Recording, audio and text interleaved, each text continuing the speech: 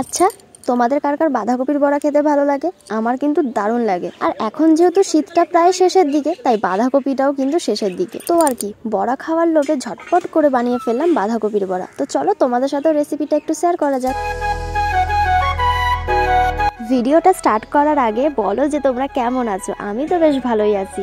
তো চলো এইবার করা যাক বাঁধাকপির বড়া। তো প্রথমেই আমি একটা বাঁধাকপিকে অর্ধেক করে নিয়েছিলাম। পুরো গোটা একটা করব না, অর্ধেক করব, কেননা আমরা তো দুটো মানুষ আর দুইজনের খাওয়া কিন্তু খুব বেশি হয় না। তো প্রথমেই বাঁধাকপির যে উপরের যে খোসাটা আছে সেটাকে আমি বাদ দিয়ে দিয়েছি, কেননা যেহেতু আগের দিনকে কাটা, তাই উপরের খোসাটা একটু বাদ দিয়ে নিয়েছি।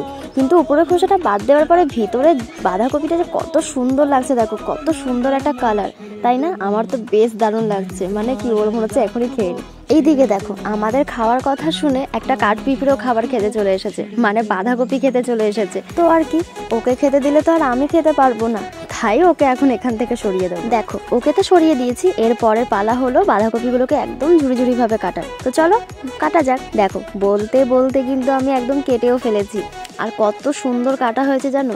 আগে কিন্তু আমি বাঁধাকপি কাটতে পারতাম না, এখনো খুব একটা অবশ্য পারি না, তবে যাই হোক টুকটুক করে অল্প অল্প আর কি পারি। আর দেখো, তোমরা যত ঝুড়ি ঝুড়ি ভাবে কাটবে ততই কিন্তু বাঁধাকপি দেখতে এবং খেতেও সুন্দর হবে। তো চলো, বাঁধাকপির মধ্যে সব থেকে মেন স্টেপ যেটা, সেটা তোমাদের সাথে একটু শেয়ার করি।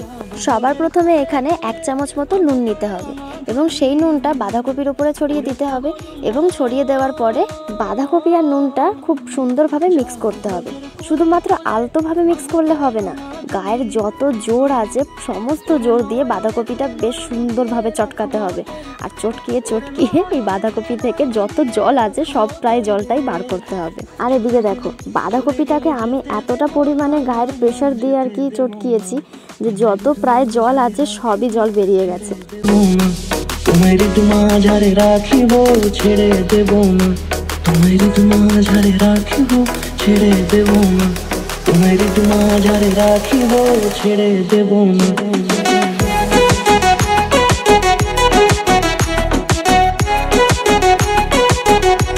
এই স্টেপটা করার সময় কিন্তু আমার ভীষণ কষ্ট হয়েছে, যাই হোক কষ্টের ফল খাওয়ার সময় অবশ্যই পাবো। দেখো, এরপরে বাঁধাকপির আর জল মানে দুটোকেই আমি একসঙ্গে রেখে দিয়েছি যাতে একটু ভালোভাবে মজবে। তারপরেই আমি নিয়ে নিয়েছি পেঁয়াজ, মানে পেঁয়াজগুলো খুব ভালোভাবে কেটে নিয়েছি, মানে খোসা ছাড়িয়ে নিয়েছি, সরি। এরপরে পেঁয়াজগুলোকে আমি খুব সুন্দরভাবে মানে ঝুড়ি ঝুড়ি ভাবে কেটে নেব।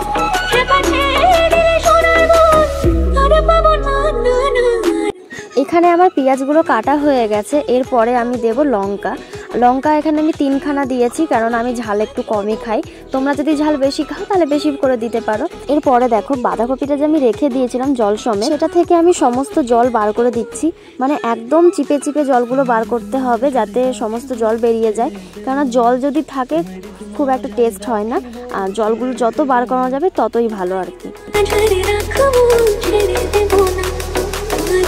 দেখো, এবার বুঝতে পারছো যে একটা বাঁধাকপি থেকে প্রায় কতটা জল বেরোলো। আর হ্যাঁ, তোমরা কিন্তু আবার এটা ভেবো না যে আমি বাঁধাকপিটা ধুয়ে রেখেছিলাম তাই হয়তো এত জল বেরিয়েছে, সেটা একদমই না। আমি বাঁধাকপিটা কাটার আগেও কিন্তু ধুইনি বা কাটার পরেও ধুইনি, নুন দিয়ে চটকানোর পরেই কিন্তু এই জলটা বেরিয়েছে। যাই হোক, এরপরে কিন্তু আমি কুচিয়ে রাখা পেঁয়াজগুলো দিয়ে দিয়েছি, আর পেঁয়াজগুলো দেওয়ার পরে আমি এখানে ঠিক 2 চামচ বেসন দেব।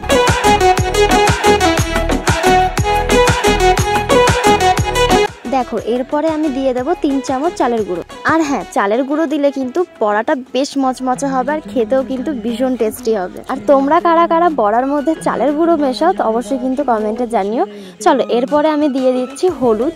আমি সামান্য পরিমাণেই হলুদ দেবো, খুব একটা বেশি দেব না। তারপরে আমি দিয়ে দিচ্ছি একটু কাশ্মীরি লঙ্কার গুঁড়ো। চলো, এরপরে আমি দিয়ে দেব কালো জিরে। আর কালো জিরে কিন্তু আমি একটু বেশি করেই দেবো, কারণ কালো জিরে খেতে আমার বেশ ভালো লাগে। এরপরে আমি দিয়ে দেবো স্বাদ মতো নুন, কেননা যেহেতু আমরা প্রথমে নুন দিয়েছিলাম তাই খুব সামান্য পরিমাণে নুন দেব। এরপর শুরু হবে মেন স্টেপ। এখানে কিন্তু কোনো রকম আমি জল ইউজ করব না।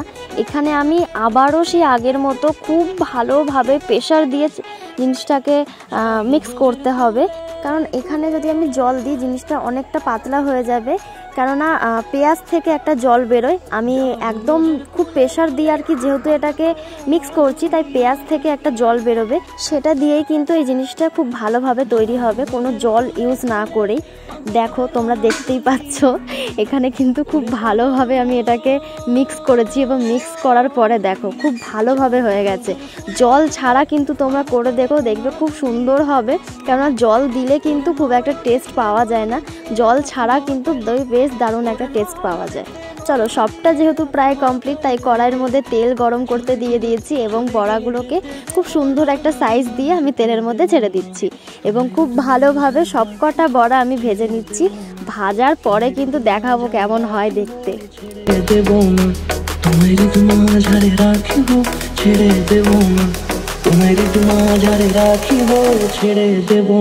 দেখো এখানে কিন্তু আমার প্রায় সবকটা বড়া ভাজা কমপ্লিট। আর হ্যাঁ, একদম সামনে দিয়ে দেখাচ্ছি বলে মনে হচ্ছে জিনিসটা পুড়ে গেছে, আসলে কিন্তু সেটা একদমই না। আমি খুব সুন্দরভাবে লাল লাল করে ভেজেছি যাতে খেতে বেশ মচমচা হয়, আর সত্যি খুব ভালো হয়েছে। তো সবার প্রথমে কিন্তু আমি তোমাদের দাদাভাইকে দিচ্ছি টেস্ট করার জন্য, যাতে ও টেস্ট করে বোঝে যে কেমন হয়েছে। আর আমি কিন্তু বেসিক্যালি আগে খুব একটা এসব বানাতে একদমই পারতাম না, এখন আমি একটু একটু করে শিখেছি আর কি, মানে শ্বশুরবাড়িতে এসেই আমি সব কিছু শিখছি প্রায়।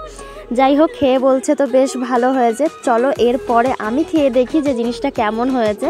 আর আমি তো একদম বেছে বেছে যেটা ভালো দেখছি সেটাই নিচ্ছি, আসলে সবকটাই কিন্তু প্রায় ভালো হয়েছে। যাই হোক, তোমরাও কিন্তু বাড়িতে এগুলো ট্রাই করতে পারো, খুব সুন্দর খেতে। আমি জানি তোমরা অনেকেই খেয়েছো বাঁধাকপির বড়া, তবে এইভাবে একবার ট্রাই করে দেখো, আরও বেশি টেস্টি হবে। চলো টাটা, দেখা হচ্ছে নেক্সট ভিডিওতে।